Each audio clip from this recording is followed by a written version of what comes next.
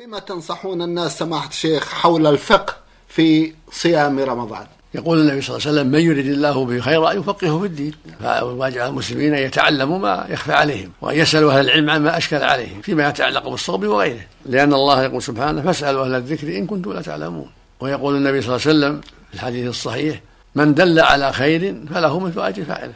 ويقول عليه الصلاة والسلام: من لم يدع قول الزور والعمل به والجهل فليس لله حاجة في أن يدع طعامه وشرابه.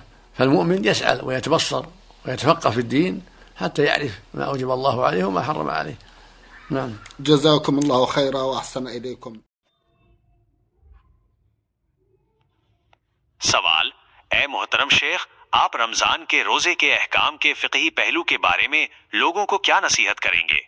जवाब: नबी अकरम सल्लल्लाहु अलैहि वसल्लम का इरशाद है, अल्लाह जिसके साथ भलाई का इरादा फरमाता है उसे दीन की समझ फिक़ह अता कर देता है।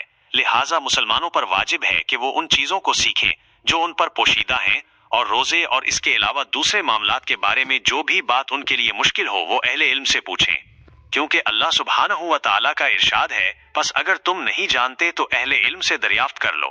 अन-नहल 43। और नबी अकरम सल्लल्लाहु अलैहि वसल्लम सही हदीस में फरमाते हैं, जो शख्स किसी भलाई की तरफ रहनुमाई करता है तो उसे उस पर अमल करने वाले के अजर जितना सवाब मिलता है।